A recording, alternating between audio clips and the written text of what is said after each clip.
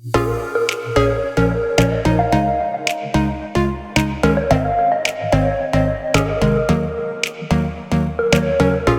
back to Practical Church, where I'll help you plant and grow healthy churches. Today's episode on the Practical Church podcast is 7 ways to be less distracting while preaching.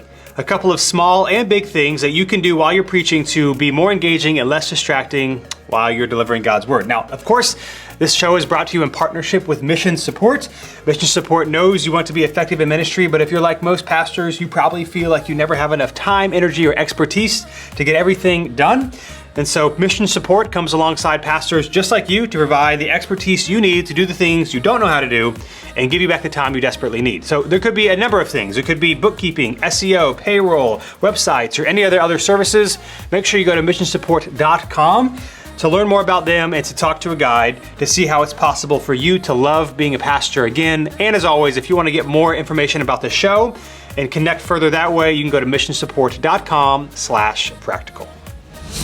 All right, well, 7 ways to be less distracting while preaching. Now, some of these things are small, some of these things are big, but these are things that if you are in the audience, that can take you away from listening. And it's interesting to me, I've obviously been in church world for a while, and heard a lot of churches, heard a lot of sermons. I've been to a lot of church planning assessments, and so I've seen a lot of guys. And even if it's something really small, it actually can make a big difference. Some of the things maybe you haven't thought of, and I think you can actually implement this coming Sunday or the next time you preach to be less distracting. So here's the first one. And it has to do with a smart watch, probably most likely an Apple Watch if you have one like I do right here, or something similar. But if you have an Apple Watch, what you want to do is you want to go and turn the theater mode on. So right now, if you're watching this on our YouTube channel, you can see you can see my watch face. What you want to do is the theater mode. It's the one that looks like the acting, the happy and sad thing. And what that does, when you turn on theater mode, I've now turned mine on, you can't see my screen. And so what happens often is, on your Apple Watch, when you raise your wrist or when you look at it, it turns your Apple Watch on. And that can be distracting, especially if it's a darker room, if you're on a screen or if you're not. There's all of a sudden there's a light coming from your wrist. And so you want to turn theater mode on every time you preach.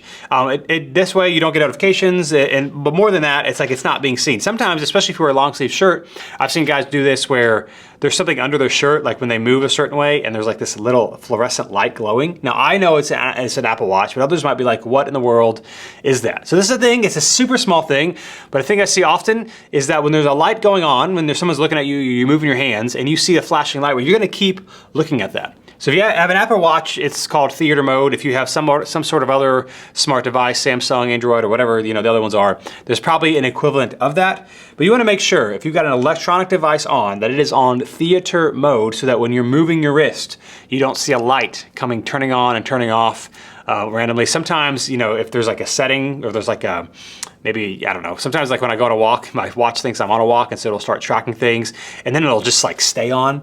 So anyway, theater mode, typically what I do is during the first song, I always just take out my watch. I look at my wrist and turn on theater mode. It's kind of the habit I get into, and that way nothing turns on unless I press a button. And so again, it might sound small, but my encouragement to you is theater mode on your Apple Watch or whatever the equivalent you have, if you wear one, so that every time you're moving your wrist, there's not a light turning on that's distracting people away from you to wondering what is going on, on the wrist. So turn that on.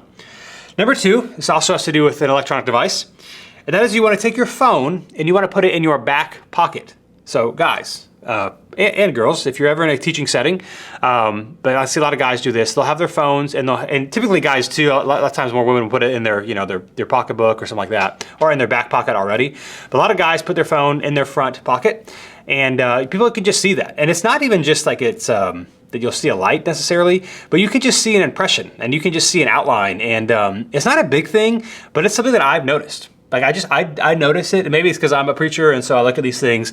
But again, what I always do during the first song of our Sunday services is I put my Apple Watch on theater mode, then I take my phone and I put it in my back pocket. So it's not sticking out, looking weird. And again, it's a small thing. If you're in maybe a big pulpit and nobody can see your legs anyway, it doesn't matter. But if you're preaching somewhere else where there's a music stand, or if you're preaching somewhere not your church, it's probably just a good habit to get into. And so again, it's a small thing, but I would also recommend taking your phone, putting it in your back pocket so you don't have these weird shapes protruding from the side of your pants when you're preaching. It's not a big thing, but people can look at it. And sometimes it can look a little weird, especially depending on what you're wearing, if you're wearing khakis or something like that and your phone falls in a weird space and so it's like sticking out awkwardly, always want to put it in your back pocket. The second thing is a small thing, but it's something to consider. So turn off your Apple Watch, put on theater mode, put your phone in your back pocket while you're preaching. Number three. You need to be aware of glare from electronic devices. So this comes from if you're preaching from an iPad or a laptop. Particularly if you wear glasses, then it's even more so this way because you are going to see a reflection. But even if you don't wear glasses, depending on how bright the room is, sometimes there's just like this glow coming from the iPad or the computer onto your face. Now, it also can be distracting because not everyone might necessarily know, depending on what your podium pulpit looks like, if you're using an iPad, so they can wonder, like, what even is that glow? And even if they know what it is, it can look weird. So if you're in a really bright room, it doesn't matter. But if you're not, just be mindful of the fact that like there's going to be a glow, and particularly if you wear glasses, there's going to be a reflection depending on where people are sitting. That can be distracting. It can be distracting. Now, that being said, this is just personal preference, but I see this a lot, and it always sticks out to me. I would not, by the way, recommend preaching with a laptop. I wouldn't do it.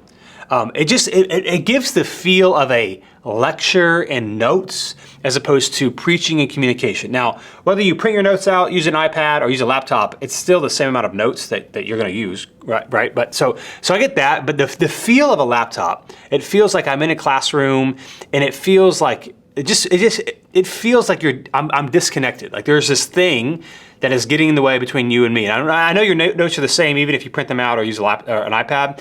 I would do that. I also like with the laptop thing, because I know guys use it. And again, this is personal preference, so I could be wrong. But if you're like me, you might have a couple of stickers on your laptop. And so I've seen guys that like have the NASCAR thing going on their laptop where they've got all these stickers. And then they're preaching from their laptop and people can see their laptop. And it can be distracting of like, what is that sticker? Do I like that sticker that he has? Do I not like that company? It could be not even the fact that you have a laptop, but you have all of these like decals on it that people don't know what it is. And so I personally would not recommend using a laptop. If you do use a laptop, I would not recommend using one with a ton of stickers on it because it looks kind of confusing. So that's me. Secondly, when it comes to an iPad, I'm neutral about it. I don't care. I think you need to be aware of the glow. So maybe you need to turn on the brightness or just to see how it looks in the room. But I will say this, I'm not a fan of iPad on the like poles. So if you know what I'm talking about, you can put an iPad like on a podium or a pulpit, and that's fine. But there's also like these really skinny poles that you can just like put an iPad on. Sometimes worship leaders use it for their, that sort of thing. I also think, I don't know what they're called, but I think you know what I'm talking about. If you've seen it, you know what I'm talking about, like a really skinny pole, and it's just like got a laptop holder.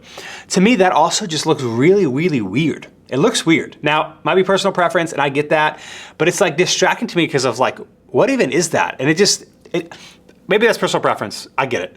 To me, those things are weird and they're distracting. So I would never recommend using a computer. iPad is fine, make sure the brightness is turned down, or use physical notes, Bible, that sort of thing. But all that to say, just beware of the glare. Beware of the glare. Maybe ask some people, hey, does this stand out? Or maybe have someone else go up there on stage and just see like with your auditorium settings look like, maybe during run through, what it looks like. Because if there is this kind of fluorescent glow, I do think it takes away a little bit. And maybe you can put on, if you like an iPad, you can put on like night mode where it kind of makes it like a yellowish, duller thing, so it's not quite as bright, like it kind of dulls the blue light setting on the devices. But just be aware that it is a thing that people see and they might think of, and it can take away of like, what's going on there? Why is their face glowing? Or why are their glasses kind of giving off this thing? So just beware of glow from electronic devices. That's the way that you can be distracting while preaching. Number 4, this has to do with gestures. Leave your hand in your pocket for more than 2 seconds. If you're going to put your hand in your pocket, which again, a lot of guys do, it needs to be in there for like more than a second. Otherwise, it's like, what are you doing? Now, I know these are really small details that we're talking about in this episode, but it all adds up. I don't know that people necessarily will say like, hey, that's really distracting, but they'll see it. It's like this, any kind of like quick kind of twitch that you do repeatedly, but it's like, hey, if you put my hand in my pocket and then I take it out and I put it in, it's like, what do you do? It kind of feels like, are you trying to be safe? Are you nervous? And so if you're going to, I've actually done this. I'm not a guy that puts my hand in my pocket that often, but when I do, I'm like conscious. I'm going to leave my hand there for at least like 15 to 30 seconds because it's like, it kind of feels like Yeah, like it comes across as like very nervous and twitchy and unsure of yourself. And so your gestures can obviously communicate a lot. And so maybe, if that's you, maybe watch some sermons, maybe ask some people, like, am I doing this a lot? But if you put your hand, again, I've seen a lot of preachers do this thing where like, they'll put it in, they'll take it out. And then they'll put it in, they'll take it out. And like you do that a bunch of times in a sermon, and it's kind of distracting, which is the point of this episode. So if you're going to put a hand in one of your pockets, I beg of you, keep it there for like 10 to 15 seconds at least. Don't go in and out, in and out, in and out, because it's distracting. So small things that can make a big difference. Leave your hand in your pocket for more than 2 seconds. Number 5, this is also to do with a quick gesture. If you bring water with you, water bottle, water cup, that's great. Don't pick up your water unless you are literally about to drink it. So you've probably seen this a lot. I've seen this a lot. Someone will have a water bottle. They'll be talking, and maybe it's like a nervous tick or whatever. They'll pick up their water and they'll hold it for 2 minutes. And then many times they'll just put it back down. And it's distracting. It's distracting to me. It's like, are you gonna drink it or not? So, like I have like a little cup of water that I have on our like podium thing that I preach with. And I will only pick it up if I'm literally about to drink, and then I put it right back down. I mean, it's like a 3-second affair, because it just feels like anytime you're holding something, if you're not gonna do something with it, people are like, they're waiting for you to do the thing that you're doing. So if you pick up a water bottle, everyone's like, oh no, he's gonna take a drink. Well, if you don't take a drink, people are kind of like, at least I am when I'm watching someone, I'm waiting for them to do that action so that they can put it back down. So if you put your hand in your pocket, like put it in your pocket. If you pick up the water, make sure you're actually going to drink it. If you're someone who brings water up all the time and you never drink it, but you're always holding it, well then just don't bring up the water to begin with. Or what you could do, like what we have is, and we have ours from Amazon, but we have like this this black pulpit thing, and it actually has like a water bottle holder, or a place you can put a water bottle or a water cup, and it's below the main area where you put your notes. So you have to like reach down and get it.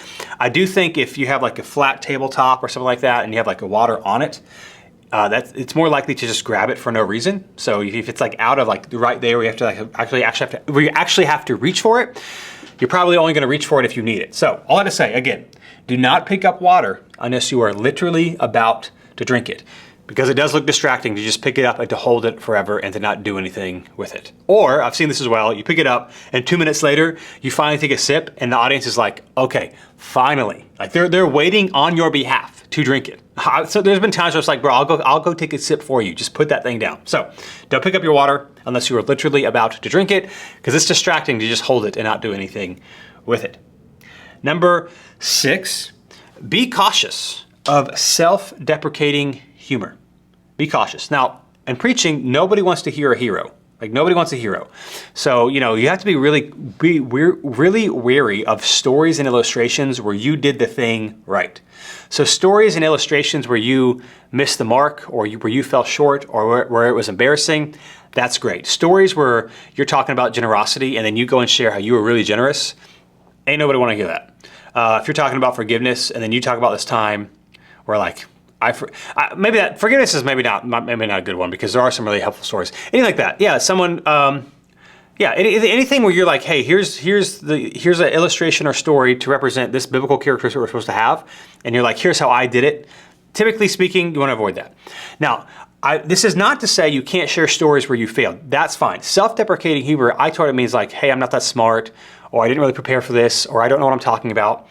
The caveat here is, particularly if you preach regularly, you can do more self-deprecating humor because people know you, they trust you, and they know it's not true.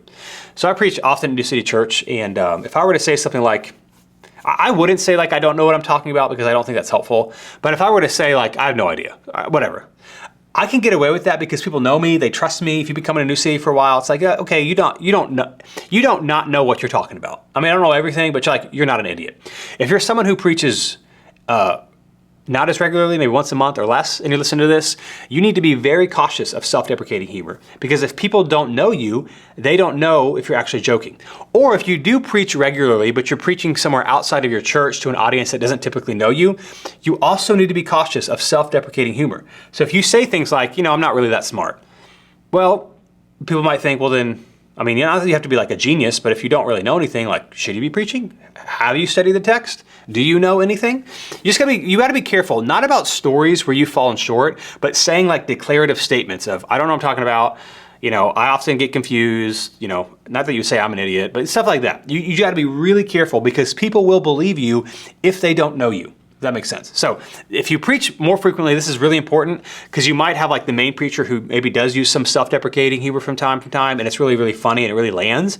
And so you can be tempted to do it as well. But remember, they preach often almost every single week. So there is a trust, there's a relationship with the people who they know it's not really true. Where if you preach infrequently, they don't know. They don't know you very well. Or maybe a handful of people do, but most people don't. And so if you use a lot of self-deprecating humor, then people will start to wonder, well, should I listen to you? I can have you prepared. Do you know anything? Are you really like that? So just be careful. Again, if you preach regularly, you have a little bit of a bigger leash than this. If you preach not as frequently, this is really, really important for you. Again, use stories of where you fell short, where you failed that are embarrassing. I think those are totally fine. But I'm just saying like these statements of, yeah, I don't know what I'm talking about, or I don't know what I'm doing, or I don't know why I'm up here. Like you can't say that. If you preach every single week and you make this joke about, yeah, I'm not sure why they let me up here to preach, it's funny. People know you, they trust you, they know it's a joke. If you preach like once a quarter, once every 6 months, and you say something like, yeah, I'm not sure why they let me up here to preach, people will be thinking, yeah, maybe they shouldn't have done that. So all I had to say, be cautious of self-deprecating humor because it can be distracting. Like you can lose people as they wonder, was what you said about yourself actually true? And if so, like it's kind of weird, awkward. Should I listen to you? Okay, so that can be distracting, particularly if you don't preach as frequently. But even if you do preach frequently, just keep it in mind. Be cautious of self-deprecating humor because it can be distracting, and people might be like, yeah, I'm not sure about this guy either. And last but not least, number 7. Don't read personal stories from your notes, okay? Don't read personal stories from your notes. Now, this is one way if you're a manuscript guy and you actually read a lot of your manuscript while you're preaching. One of the ways to help with eye contact is in your personal stories, do not read them. In fact, what I would recommend when it comes to personal stories, maybe just write a phrase like story about X or story about a time I did this, and don't even put it in your notes so that you're not tempted. Because what can happen sometimes is whether it's a story or not, you can be tempted just to read your notes because they are there. And when it comes to personal stories, it just feels really weird and disingenuous to read about something that you experienced. Now, if there's like a key detail or, a date or a time, like, yeah, put it in there so you can like reference it and look at it and make sure you get it right. But if you're just telling a story about your childhood and maybe you wrote it out during your sermon writing process, just to make sure you have the details right, or to make sure, maybe that's part of your process that you write everything out that you say. I would recommend that when it comes to Sunday morning or whenever you're going to preach that thing, that you delete the story and just put a phrase. It just feels really, really weird to continue to look down at your notes while you're telling a story of something that happened to you. That can be distracting, that can feel disingenuous, and that can feel like, why are they reading something that happened to them? Now, it's different if you're like reading a story, like a made up story or a story about someone else, like a funny story, and like, yeah, you have to read it because it didn't happen to you. But not only does it take away from the story if you read your personal story, but it's very distracting. It's very distracting, and it can make everything else kind of feel disingenuous because you don't even know your own stories. Now, it might be that there are a lot of things in the story that you want to read and get right, so that you need to like go over it a couple of times by yourself. So that Sunday morning or whenever you're giving the sermon, you're not staring at your notes the whole time. But my recommendation to make it really simple is that even if you write out your whole story, when it comes to actually preaching it in your notes, just write a phrase, story about a time I fell off my bike, or a story about a time I got a speeding ticket, whatever it might be, and then erase it out so that you're not reading your own story. That feels distracting and disingenuous and you'll lose people because it just seems awkward for someone to read something that happened to them. So again, those were 7 ways to be less distracting while preaching. Some of them are bigger, some of them are smaller. Again, if you use theater mode on your Apple Watch or the equivalent, so it's not going off while you're preaching, put your phone in your back pocket. Beware of the glare from electronic devices. Personally, I would not recommend using a laptop at all. Number 4, leave your hand in your pocket for more than 2 seconds if you're gonna put your hand in your pocket. Number 5, don't pick up your water unless you're literally about to drink it. 6, be cautious of self-deprecating humor. And lastly, don't read personal notes for your stories. Well, today's observation has to do with small groups, community groups, missional communities, whatever you call them at your church. I have noticed that churches with unstructured small group discussions will always, often if not always, struggle with group attendance, getting new leaders, and starting new groups.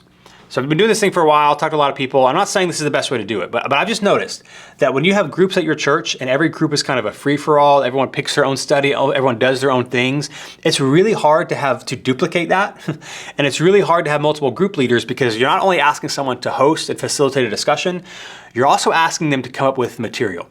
What we do at New City Church, I'm not saying it's the best, but we've had a lot of success with this, is we do sermon-based, we call our community groups discussion guides. Now, they don't have to be sermon-based, but what's helpful is we write them, we send them out to the group leaders so that the group leaders don't have to prep. They don't have to prep. Now they can, and nor do they have to go through all of the questions. Now they can, but it's like, hey, I've got something that I can just run with. At New City Church, we're very clear about a community group looks like this. So people have Bible studies. There's extra things that people do, which is fine, but those things are not an actual community group. They have a certain flow, a certain function. They are sermon-based, and so we've had times where people want to do their own thing. And I can just tell you, it's never ended well. If you have someone, for example, in our situation who wants to lead a community group and they're not doing the sermon-based study guide. I mean, this happened in the fall. That's someone that was doing this, and that's why we really say, no, this is a community group. They ended up moving or leaving New City, and then no one in their church and their group knew how to lead a group the way that we do it. And so the group just kind of like dissipated. Like it wasn't a thing because no one knew what to do with it because they weren't even trained to see. At New City, one of the things that's helpful for us is it's really easy to lead a group. If you're in a group at New City, they all run the same way. After like a month, if you want to lead a group, you are thinking, oh, I could do that. They give me what to say. They help me. I don't have to come up with the material. I just got to like host the thing. It makes it super simple. And so I just want to say, if you're struggling with groups, if you don't have enough or you need more and you have a hard time finding leaders, is it unstructured? I would be very clear. This is what we want our groups to look like. Of course, not that everyone's like black and white uniform, but like here are the broad strokes. Like for us, you gather, some people have a meal, some people have a snack, hang out for a little bit, and they do a discussion, and then they end. Now there's extra stuff they could do. They could do socials every once in a while. They could hang out, whatever.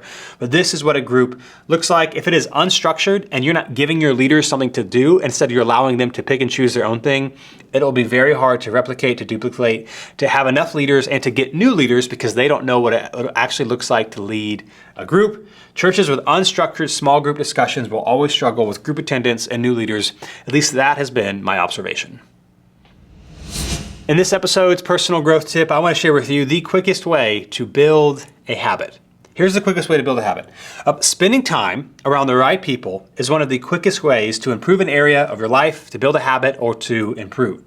In fact, so think about it this way. CrossFit, for example, is so effective because it puts you around people who have similar desires to improve their health. Church involvement, and this is important for us church leaders, is so important because it puts you around people who also want to grow in your faith, in their faith. You're in the right environment with people who want to do something similar to you. A niche online community is helpful because it allows you to interact with people who want to build a similar skill. So maybe this podcast, maybe the Practical Church Facebook group, or anything that you're involved in, if it's a niche online community, is helpful because you have other people wanting to do a similar skill, giving feedback and giving encouragement. If you desire to build a new habit in your life, ask yourself who you can connect with that will help you achieve your goal. Now, often this can be found with a friend you already have, simply by inviting them to join in on your pursuit so that you can accomplish it together. There's a fitness goal, there's a book reading challenge you want to do, there's a habit you want to build, a new adventure you want to go on. Simply inviting someone to do it with you can go a long way. Developing a new habit, again, in community with others is a surefire way to increase your chances of making it stick.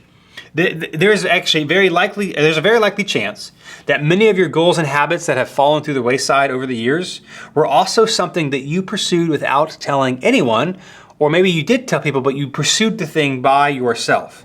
And I get it. I mean, you don't want to feel like a failure if no one knew you were trying, so then they didn't know that you didn't make it. But we don't try new things, but don't we try new things rather, because we desire to see a positive change in our life. I mean, that's the reason why we want to do it. So if you want to build a new habit or improve on anything, don't do it alone. The community you choose today will determine your habits tomorrow. Now, the question for this episode comes from Josh in our Practical Church Facebook group. Again, you can ask questions in the Practical Church Facebook group, or you can go to missionsupport.com/practical, and you can submit a question for a future episode. This comes from Josh. He says this: what do you all do for disruptive kids during the service? They have tried to take their kids They have tried to take their kids to church. Sorry, I'm trying to read this question. I should have edited it. They have tried to take their kids to kids' church, but that isn't working either. So Josh is having the situation where there's disruptive kids during the service, and the kids, they don't want to drop their kids off at kids' church. What do you do? Now, this is very tricky and this is very hard, and I want to say what sounds like the right answer, just because it sounds like the right answer doesn't mean it is. Now, you got to do what you convictionally want to do, whatever, but you got to like also know that you got to care for people. And so the easy answer, the quick answer is, well, it doesn't matter. Kids make noise. It's fine. They should be in the service. And to a degree, I agree. Kids will make noise. But to those same people, I think everyone would agree, well, what would you, it's one thing for a kid to make noise, to laugh, to giggle, to squirm a little bit. I think everyone would be like, if there's a kid, for example, this is an extreme example and I get it, but what if there's a kid screaming and wailing the entire sermon, like the entire time? I think everyone would agree, well, at that point, we probably should ask, take the kid out, talk to the parents about it or whatever. So I just want to say, the people that say, well, it is what it is, kids are going to make noise, it doesn't matter. Even all of us have a barometer of when it becomes too much, and so all of us would say if you have a kid screaming the entire sermon, that would be distracting. So you got to figure it out. So I just want to say that to encourage you. People will land on different areas on this spot, but don't feel bad addressing it. Now, of course, the kids thing is important. If they don't want to bring their kids, it's important as well. Here's how we've done at New City. We're totally fine with kids making noise in the service. Totally fine. If they squirm a little bit, if they make, they're kids, that is okay. But if it is becoming distracting, we've done this in the past, we will actually say something to the parents. Now, it's hard and I get it. So it has to be with grace and truth. This actually was we most recently did this about 2 months ago. We had a family with a newborn, and their kid, they sit in the back with their kid. There's, I guess, some separation anxiety, and they don't want to drop their, 6, 7 months, they don't want to drop them off at the nursery yet. And I get it, that's fine, they don't do that. But for about 3 weeks in a row, they had their baby had this toy, and it was like this rattling toy. And they would just rattle it the whole sermon. And it was super distracting to hear like this constant low-key rattle the whole time. And it would have been different and actually better for their kid to like make some noise than to do that, because everybody knows, oh, a kid's making a noise. Not everybody knows that there's a rattle. And so we, not me, we had one of the women in our church have a conversation with the mom and just say, hey, we love your kids, we love you. You might not know, but it's actually pretty distracting to hear this rattle like the whole entire time. And was it a fun conversation? No. Did the mom enjoy the conversation? No. But we actually said, hey, here's what we did. I mean, this is real time. We just said, hey, she mentioned that she's not really ready to drop her kid off at the nursery yet. And so we talked about solutions about like, hey, we'll actually have someone there the whole time. Or like we have a policy of if a kid is crying for this amount of time, we'll come and get the parents, or we'll let the parents know. I said, we could just like, if they're crying for a minute or 30 seconds, like we can change how long the wait is, like so that your kid isn't crying very long, if that's what makes you comfortable. But we had to have a conversation because while it would have been easier not to say anything to them, it was distracting for pretty much everyone else in the room, because in our auditorium, it's not big. And so like, it wasn't a kid, it was a kid's toy. And so it wasn't fun. Did they love it? No. And I think some people would say, well, it is what it is, you should just deal with it. My encouragement is, hey, don't be afraid to have a conversation, knowing that it's not fun and that the parents might not like it. My guess is here from this comment, I don't think Josh or most of us in this situation are saying kids have to be perfectly quiet or kids can't be in the auditorium during a sermon. I don't think anyone's really saying that. But I just want us to address the obvious that like there does become a point where if it is very, very distracting, it takes away from everybody. And I think the more leadership thing to do is to address the problem rather than make everyone sit through it and wondering what is actually going on there. So again, if a kid is screaming the entire sermon, which is not, I know it's not probably pretty realistic, because I think most parents at some point would leave the auditorium if it was. But if they were, all of us would say, even though everyone's like, what doesn't matter, would say, yeah, we probably should address it. So everybody has a line. So don't feel bad about your line. But I think at some point it is worth having a conversation and letting them know, hey, this is distracting. And we want you to be here, and try to figure out a creative solution with them. But otherwise, it is a detriment to everyone else. So I don't know where everyone's standing on this. Maybe that's an unpopular take from my end. But I would encourage having a conversation and letting them know the reason we have this conversation is it's actually distracting for everyone.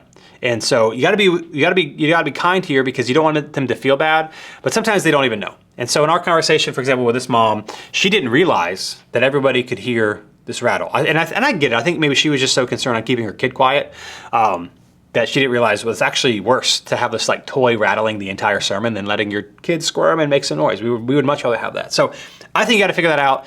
it's okay to have a conversation. I encourage people and let them know, here's why we're having this conversation. We love you, we care for you. Is there a creative solution that we can come to? So again, if you have other questions, missionsupport.com/practical, or check out the Practical Church Facebook group.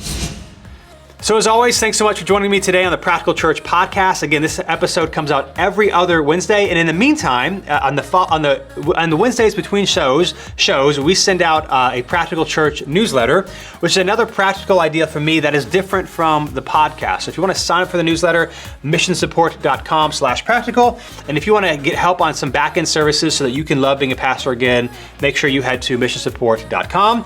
And whether you're listening to this on Apple Podcasts, Spotify, I want to let you know as well, we're also on YouTube, so you can go to YouTube and search Practical Church and check us out there.